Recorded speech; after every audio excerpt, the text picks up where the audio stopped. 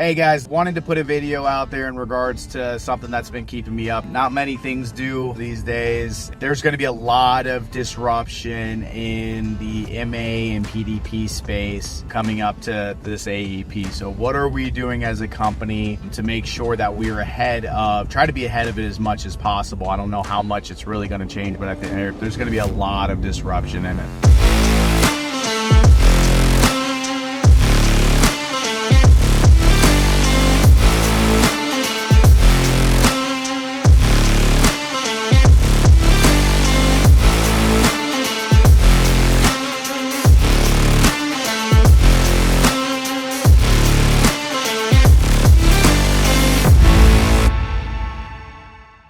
You know, the biggest thing for me is going to be,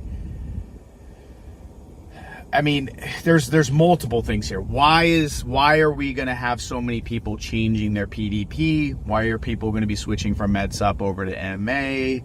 Why are people going to be switching from MA to MedSup? Not many people are talking MA to MedSup, you know, but and what are we going to do internally to make sure that we're ready for it come AEP this year? So Inflation Reduction Act, you know, number one, prior to all this other stuff that's come out over the past month, right? Inflation Reduction Act was the big game changer going into 2025 for prescription drugs. And then now we've got a lot of talks about profitability. You know, these Medicare Advantage carriers, you know, the claims ratios have been significantly higher over the past couple years.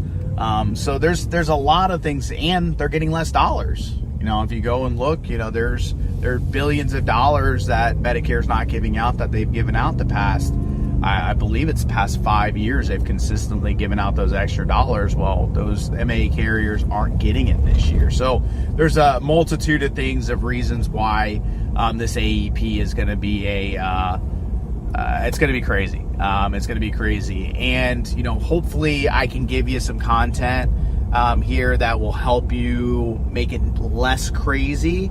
And it'll make it a little bit more efficient for you guys, leveraging kind of technology and the things that we've done over the past few years. I'm hoping it's not going to disrupt us too much, because AEP for me, I'm not in the business to re-rate people.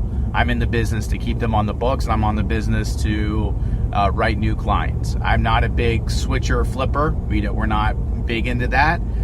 We try to keep the clients on with who they've got. Now, of course, if they got a 20% rate increase and their premiums went up $30, you know, you got to do what you got to do. What's in the best interest of the client 100% of the time. But I'm not in the business to flip books. Okay. So, want to talk about the technology that we're using and kind of the flows. Now, do keep in mind, you know, I'm going to give you a high level of what we do.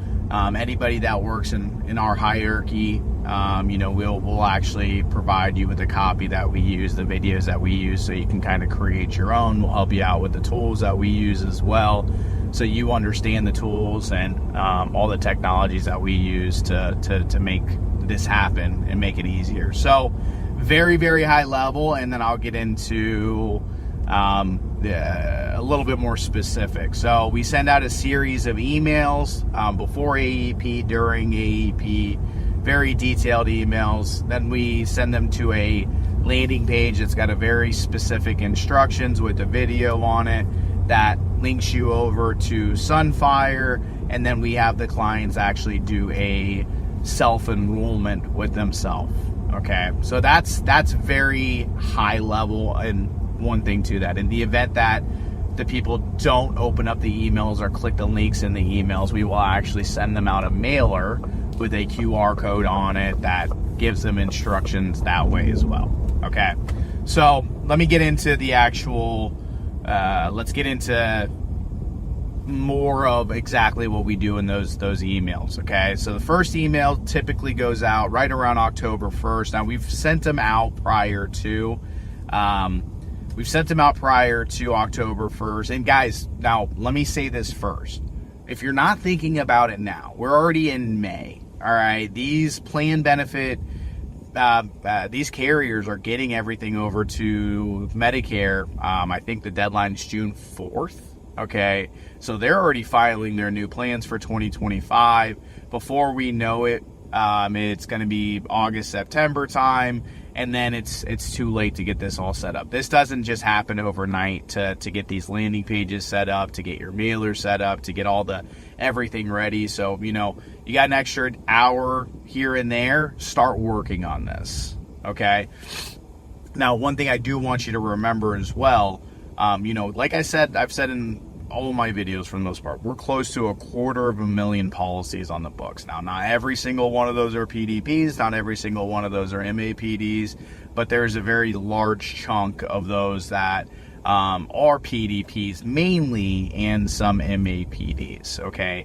And something also to remember is most of our clients, I'd say 98% of our clients, found us via the web. So they are semi-computer savvy. They know how to use the internet. They know how to use their email. They know how to get onto a website, so on and so forth. Okay, so you got to remember that as I'm going through this content with you. All right, so email 1 typically goes out around October 1st. That email is very simple, right? That email is, hey, just an FYI. The annual enrollment period is coming up. You can't actually switch your plan until October 15th through December 7th, okay? But what you are able to do right now is you're able to go in and kind of shop and see, what plans are available for next year. So that's the gist of it. It's much longer than that. We include the Sunfire link, and that Sunfire link is typically either mine or David's, which is my business partner or co-founder. And then so they can go on there and shop. You just got to make it very clear that they can't enroll until next year. And we also tell them, hey, we will have another email coming out October 15th. Wait for that email and make sure you follow the instructions in that email. October 15th comes out. We send a very detailed email that says, okay, it's time to enroll. Hopefully, if you didn't do your comparison already and know the plan that you want to pick, here's how to go ahead and do that.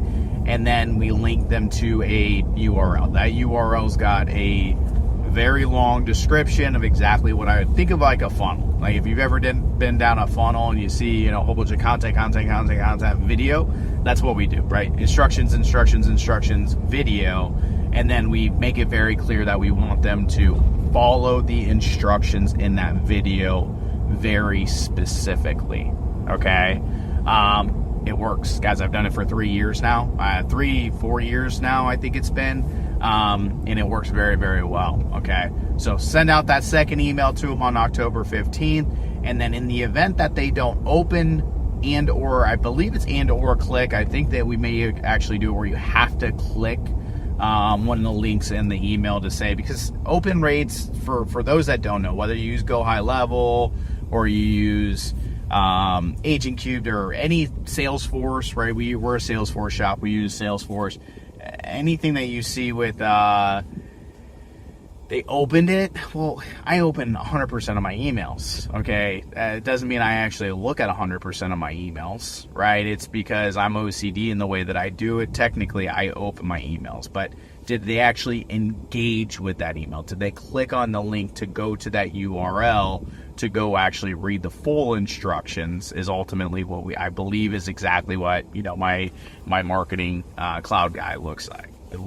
So in the event that they don't click the link, we'll send out another 3, say wait until, I think we wait until like November 1st. In the event that they didn't click that email or click that link, we'll send them out another email. Wait another 5 days. If they didn't click it again, send them one more. And then somewhere mid-November, in the event that they don't ever open our email or click on something, we do a mailer out to them. That mailer is, we've got one for PDP, we got one for MAPD clients, okay? Two separate mailers, and we do that right within our technology, right within Marketing Cloud. So there is no manual. Now, it's very easy to do it manually. We've done that for a number of years, before we spent the money on the technology to do this, but ours is pretty sharp. We know, hey, they didn't open or click,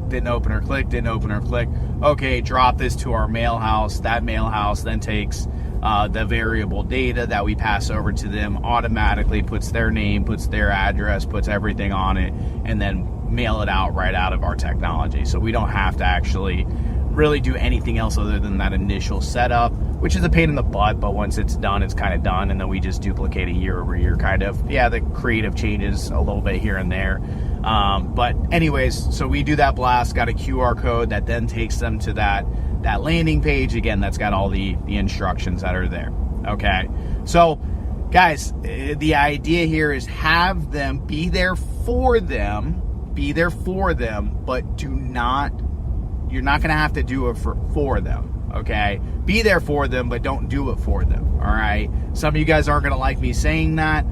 It's worked. Okay. For those who have not tried it, it works. It really depends on your clientele, where they came from, so on and so forth, but it works for us internally. I'm not in the business to hire a whole bunch of temps during AEP. Why? Because they're not licensed. They don't know what they're doing. They're not saying the right thing, so on and so forth. You're doing a disservice to your clients, in my opinion.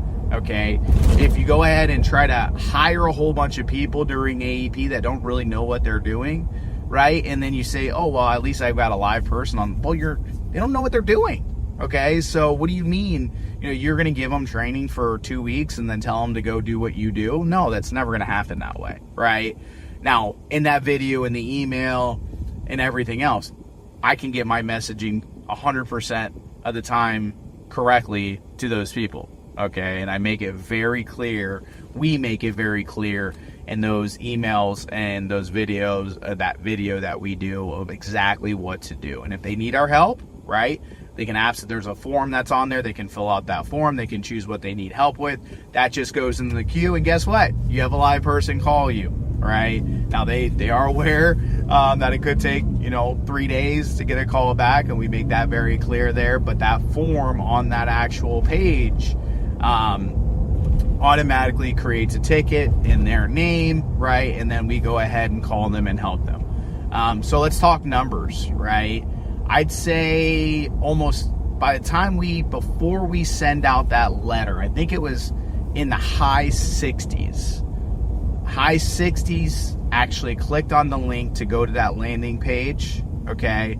And then we had only about 20%, it's a lot, right? When you got tens and tens of thousands of clients, whether you got hundreds of clients and you're a one-man show or whatever it is, we had about 20% of the people end up calling in and needing some kind of help, direction here or there. They already watched the video, so they already understood it.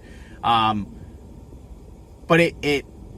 there's going to be a lot of disruption this AEP. There's going to be a lot of people that are changing plans. There's going to be a lot of people that are, like I said, moving from a MedSup to an MA. PDP plans we're expecting to double in premium. I forget what the average premium is for a PDP. I think it was mid-30s. It's been a while. I used to know exactly to the penny. But let's just say it doubles and it goes to 70, right? Now you're up to what a client may be paying for a high deductible plan, at that point. Or even a plan in certain areas and stuff like that. So there's going to be now, but MA plans, benefits are going to lessen, right? So we're going to see the free stuff kind of go away, or they're going to change up, instead of it being $800 give back, it might be a $400 give back. I don't know exactly what that looks like. I wait for the carriers to kind of come out with their plans and analyze them, as much as possible there. But, we do work nationwide. We don't just work in a handful of counties. So it's kind of hard to look at it until you really get into it and see how many people switch. But at the end of the day, guys, I'm not in the business to flip business, right? And what do I mean by that? I'm in the business to keep them with the plan that they're on, as long as they're happy with their plan. I know some agents out there that flip the business after 6 years on their MedSup because they're not getting compensated. That's not right. I mean, that's my opinion. It's not right. Some agents will tell me to piss off. Whatever, you can tell. You do what you want, but at the end of the day, we want to be a good partner to our carriers, right? And just like us on the call center side of it, I don't start making money until the 4th year. On a MedSup typically, right? Because cost per acquisitions are so expensive, so on and so forth. So, we don't start making money, which means the carriers, after paying us, all the claims and everything else that they do, right? They're not making money. I think it on average like the 4th year, okay, on med sub, completely different on MAPD policies, right? That's why the carriers do like our MAPDs, but you know, there's different divisions. There's a med sub division, MA division with a lot of these groups, right? So any which way, we're not in the business to flip people. We're in the business to try to keep them with the plan. Now, however, they get a large rate increase, their benefits change, their prescriptions change. It's in the best interest to move the client to another plan within that carrier, or to move them to another carrier in general. Yeah, absolutely. Do what's right for the client 100% of the time. Hopefully this helped. If you're not a part, I mean, we're starting now. We've got in multiple conversations. We've started the FMO side of it, right? We're taking on downline agents and agencies. We're only taking on good groups, though, right? If you write a whole bunch of dual eligibles and you're not doing business the right way, and you know you're doing a whole bunch of crappy lead generation or buying a whole bunch of crappy leads, don't call me. If you're not looking to change, don't call me. Don't try to reach out to me. If you're looking to do business the right way and you want a mentor that can help you out and scale your business the way that we have, would love to have a conversation with you.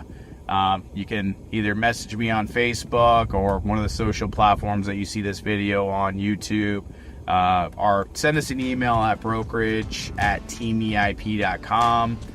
You can visit us on the elitebrokerage.com as well, fill out your information there. And we'd love to have a conversation and see what we can do together. Appreciate you guys.